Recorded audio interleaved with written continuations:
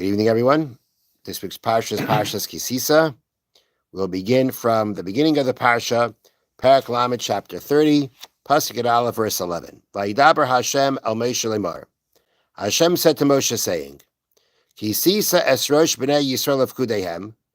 When you count the number, or when you take the number of the Jewish people according to their count, v'nasnu ish kofer nafsho l'Hashem avkudeisam. Every person shall give a atonement for his soul when they are being counted. And there will be no plague among them when counting them. This is what they should give. All those who pass among those counted. You give a coin known as the half shekel. Like we have $1 and a $half coin. So there was a shekel coin and a half shekel coin. So here, referring to the machzis hashekel, the half shekel coin, the shekel hakodesh of the type of shekel called the holy shekel. Esrim geira hashekel, the weight of a shekel is 20 geira. It's a certain measure, a certain weight. Machzis hashekel, half a shekel, trumas lashem, as a portion to Hashem. Now, Rashi points out that this word truma, which means separation for God, the word truma appears 3 times in the parsha, and it alludes to 3 donations of the Jewish people. We're reading here a donation of a half a shekel. The half a shekel actually was given twice as a donation.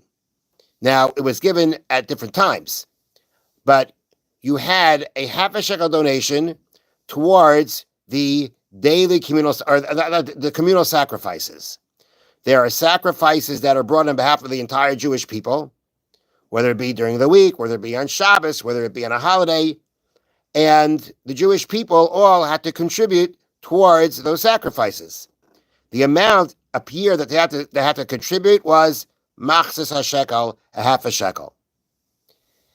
There was another donation of a half a shekel that was specific to the time of the donating towards the Mishkan, the construction of the Mishkan.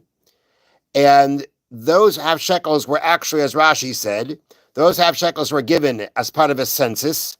The Jewish people were counted. They were counted at the beginning of, at the period of the donating the shekalim. There was a census taken then of the Jewish people when they were about to donate towards the construction of the Mishkan. And the half shekel was used to count. Everybody gave a half shekel, and instead of counting the people, you count the shekalim. And those half shekalim that were given then as part of that census at that point of time were given towards making a specific part of the Mishkan, a specific part of the tabernacle. Those monies were used specifically excuse me, for a certain part of the Mishkan. Which part was that? The Adonim. Now, the Adonim were the following. The walls of the Mishkan were made of boards. And the boards had these two, tenons, it's almost like when we hold the bottom of the Torah, they have these 2 things sticking out. Each board had 2 of those I can't find the right word for it. It's called, and I've seen it being called a tenon. The 2 tenons were coming out from the bottom of the board, and each tenon was stuck into a silver base. It was a square made of silver that had a hole that you could stick the tenon into, and under each board there were 2 adonim, 2 bases. And in order to keep all the wall together, there were rings on the boards, and there were bars that went through the rings. But the money that was used, this half shekel, it's a silver coin. The silver coins were used to make these silver bases. So you had a half a shekel that was taken, that was used to make the silver bases, silver sockets, whatever you want to call them. You had the half a shekel given towards the communal sacrifices. And then there was a donation, not of a half a shekel, but of materials. All the materials that were needed for the construction of the Mishkan, they were also donated. Now, as I mentioned before, everyone gave a half a shekel towards the Karbanos Sibur, towards the communal sacrifices. Everyone gave a half a shekel towards the coins that would be used for the Adonim.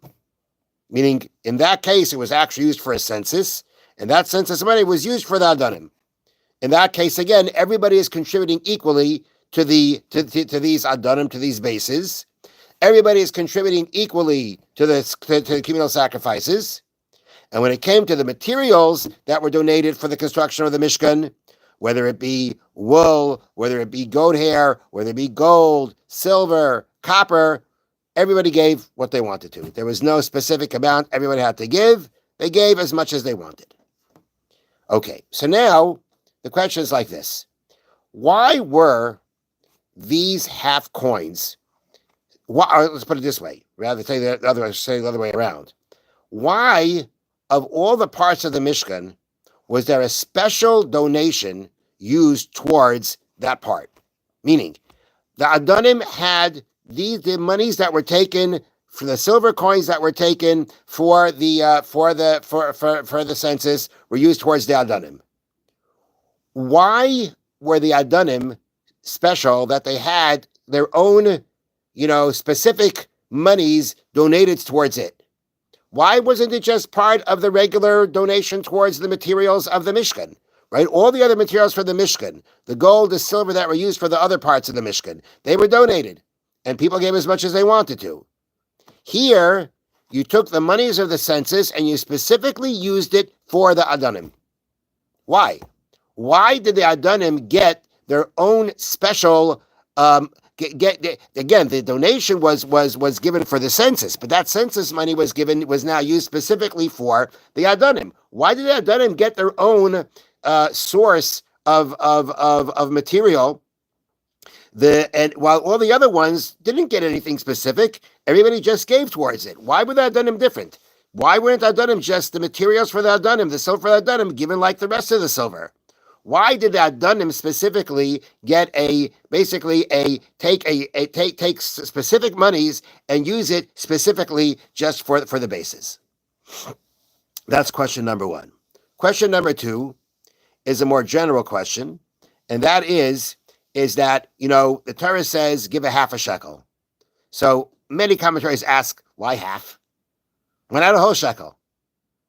Give a full amount. Why are we giving half amount? Now, again, you didn't take a shekel and cut it in half. It was a half shekel coin. But why does the Torah specifically want half a shekel? Why not a whole shekel? Many commentaries ask that question. Okay, so what I'm going to share with you now is an approach given by the Be'er Yosef to answer these questions. And the first part of his answer is with the following principle. And that is, the Mishkan had many different parts to it. And many of the commentaries point out that every part of the Mishkan is meant to be a lesson to the Jewish people how to live their lives. The Mishkan is meant to be, each part of the Mishkan is meant to symbolize a principle, a way of life that the Jewish people should live. Each one represents a different part, a different aspect, a different dimension of how a Jew is supposed to live their lives. The Mishkan also represents a person's body. Every part of the Mishkan corresponds to a different part of a person's body. That every part of the Mishkan is meant to be a lesson. And as many commentaries say, every part of the Mishkan corresponds to a mitzvah.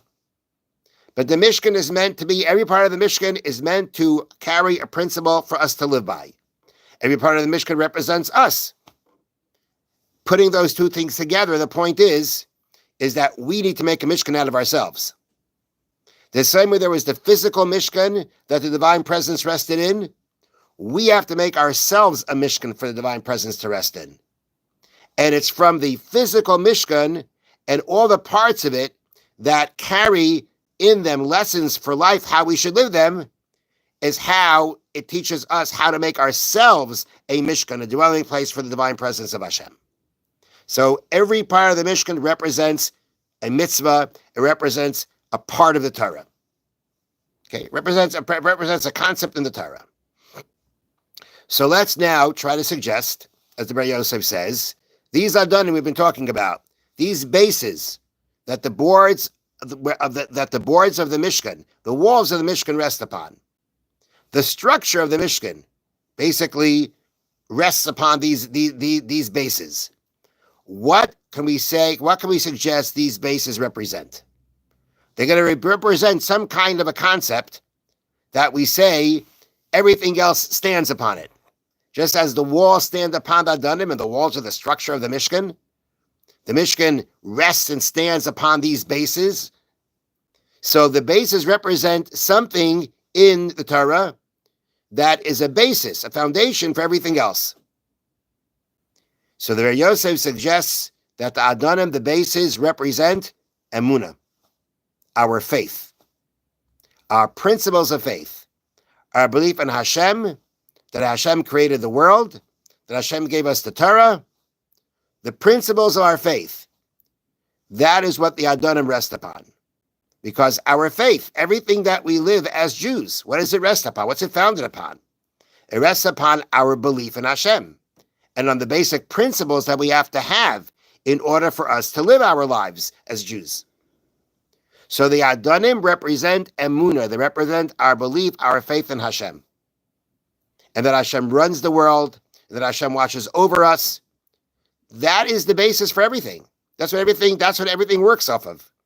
If you don't believe in those things, then your foundation is gone. Without all the principles of our faith, we don't have the grounding. We don't have the basis to be able to do everything that we need to do. If we just do things without belief, that's nothing.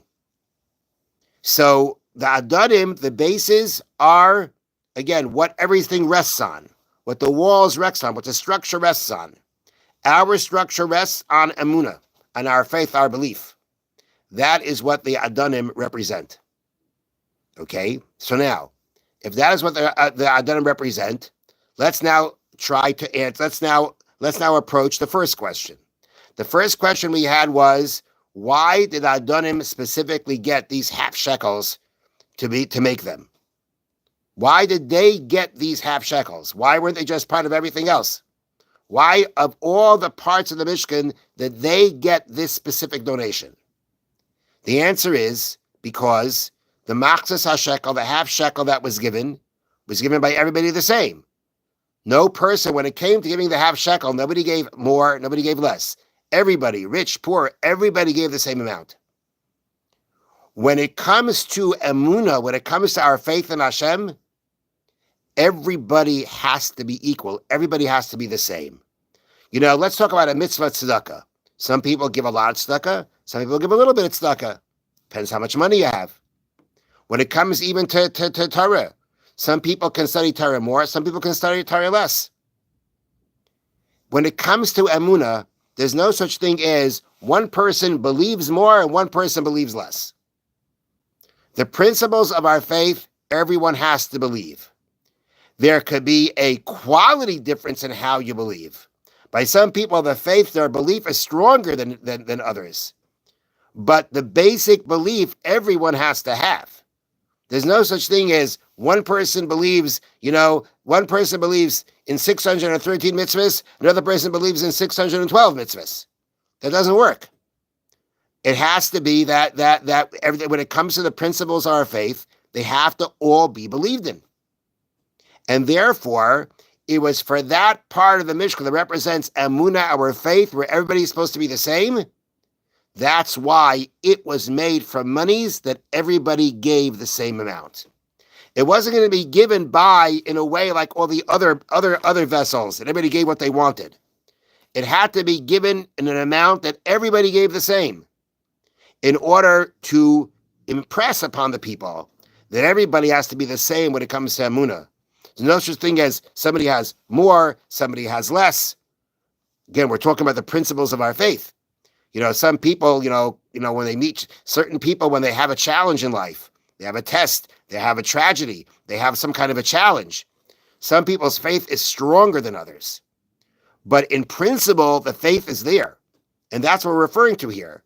The principles of our faith that everything rests upon, those principles of our faith, everyone is the same. There's no such thing as one person having more, one person having less. And therefore, it was specifically the Adonim that were made from a donation that everybody gave the same to.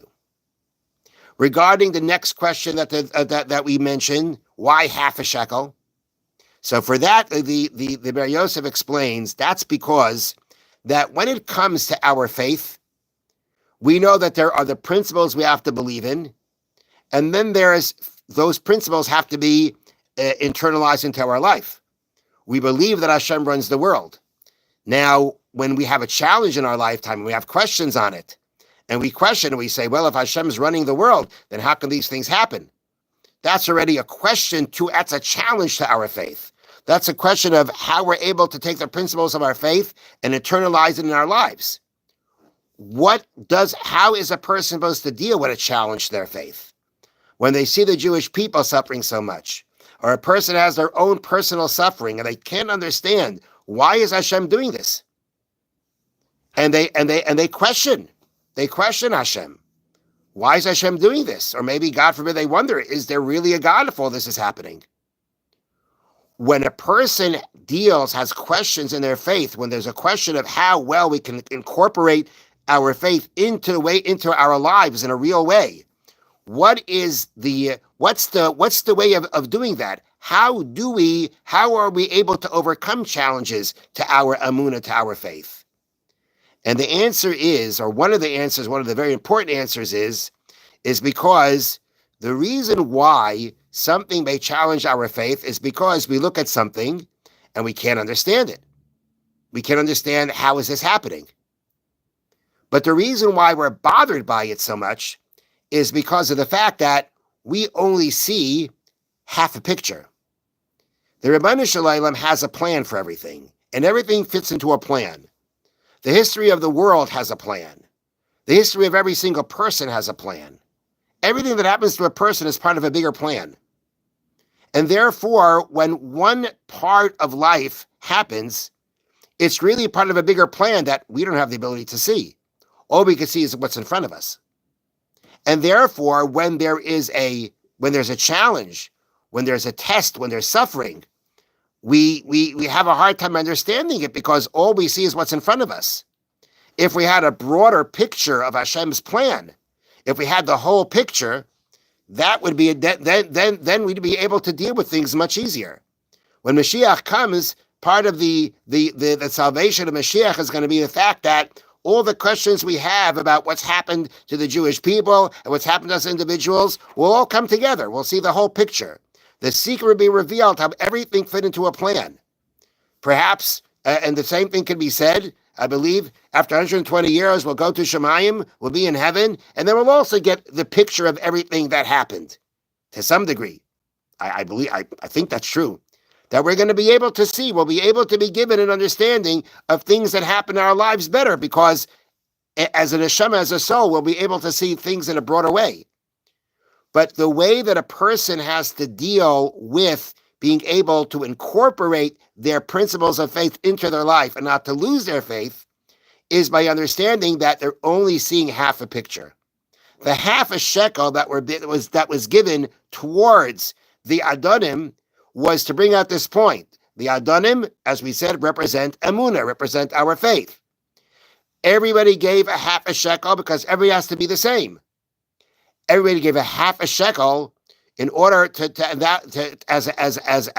the sign, as a lesson, as a hint, an allusion to the idea that in order for us to be able to keep our faith, we have to understand that we're only seeing half. We're only seeing half the picture. There's a much bigger, broader plan that Hashem has that we can't see. If we were able to see it, we wouldn't have the same questions. So I'm going to share with you a parable that the Ber Yosef brings down. You've probably heard it before, maybe even said it, but again, very apropos to this discussion, which is a discussion we've had before, but one that really needs to be repeated over and over again. So the story goes of a rich boy who, he used to think that, fresh hot loaves of bread grew on trees because, he never saw how bread was made.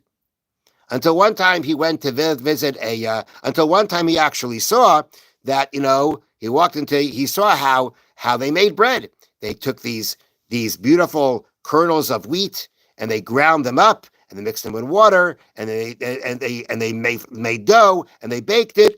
Now he knew how they made bread. Okay, bread doesn't grow on trees. Money doesn't grow on trees and bread doesn't grow on trees. Okay, now, so now he knew how to make bread. But where did the kernels come from? Where did that come from?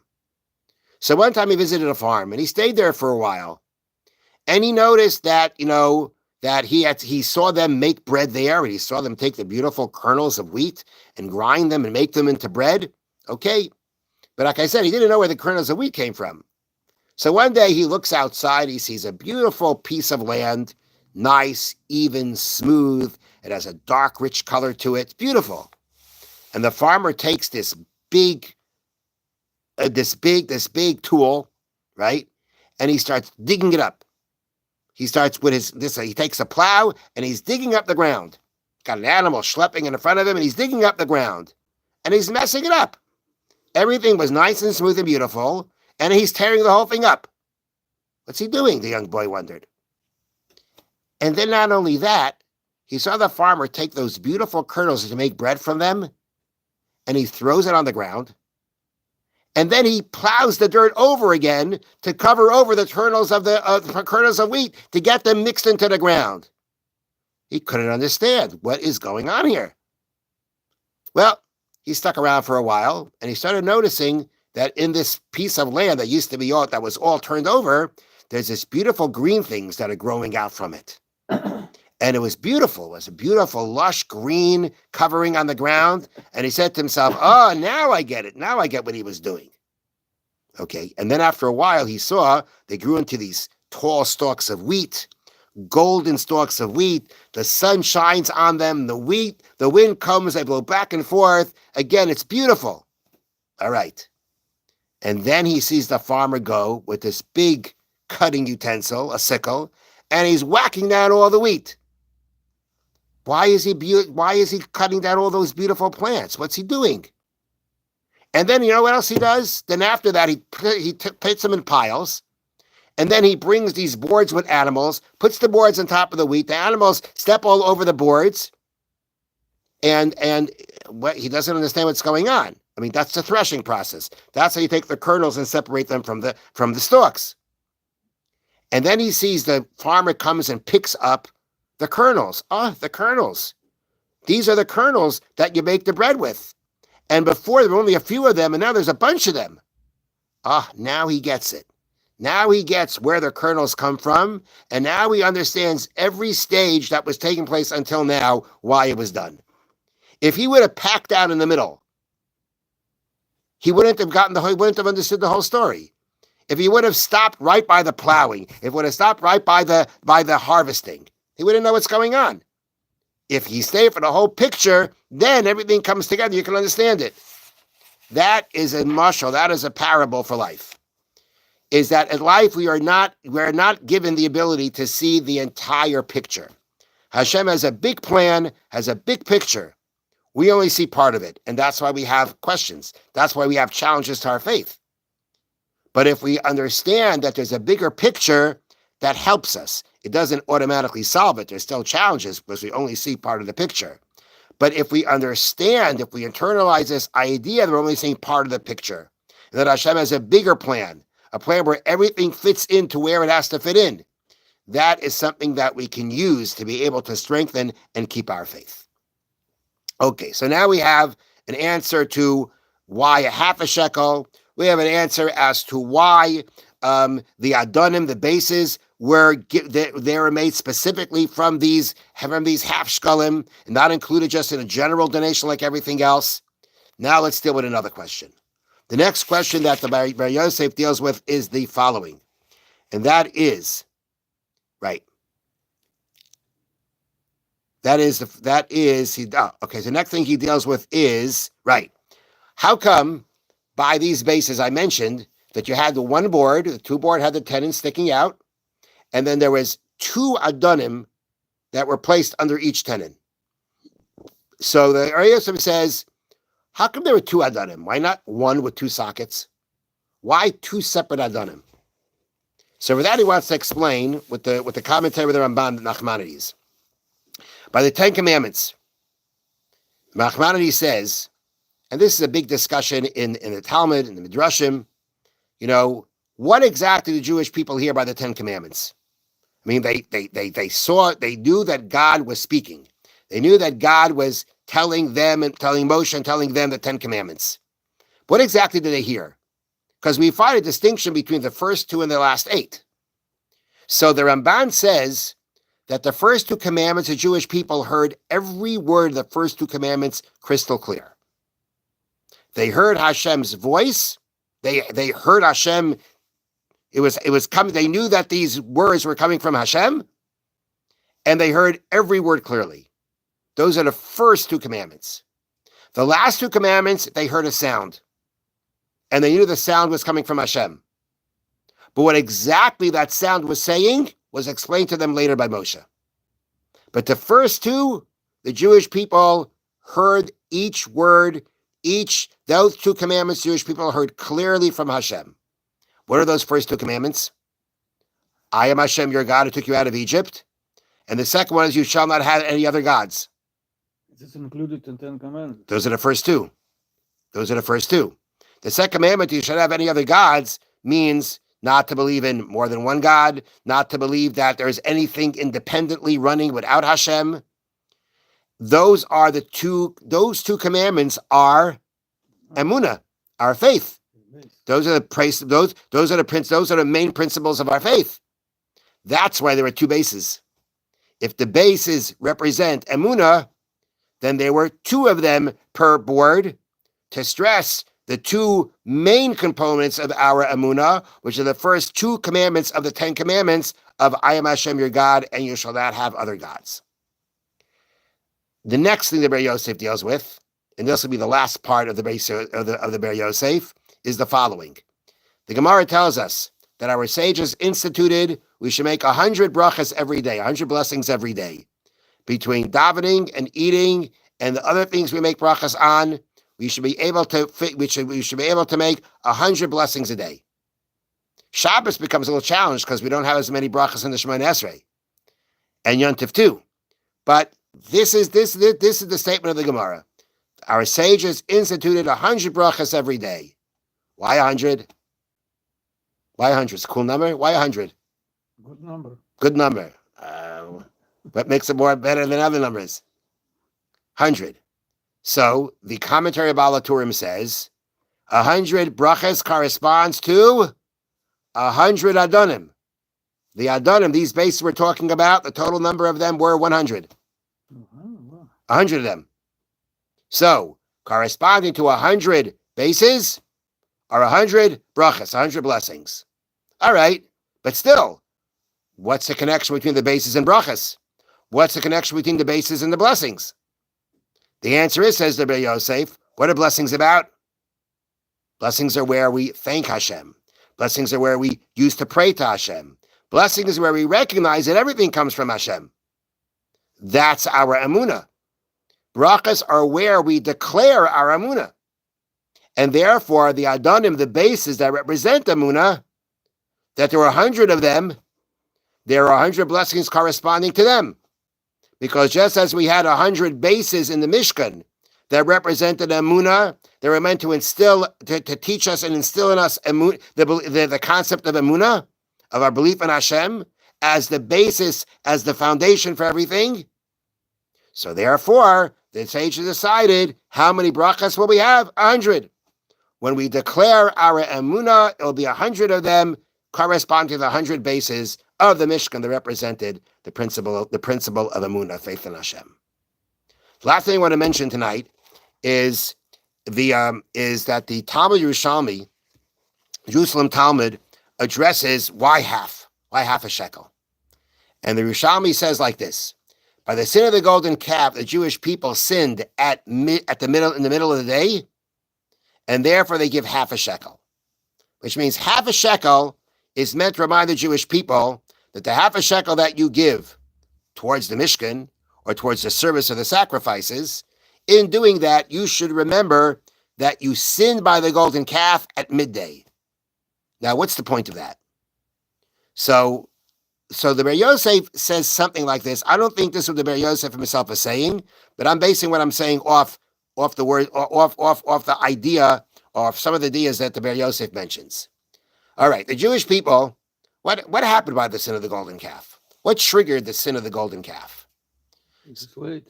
Moshe Rabbeinu, in their mind, was late. They expected him to come down, and he didn't. Now, the Jewish people expected Moshe to come down. They made a mistake.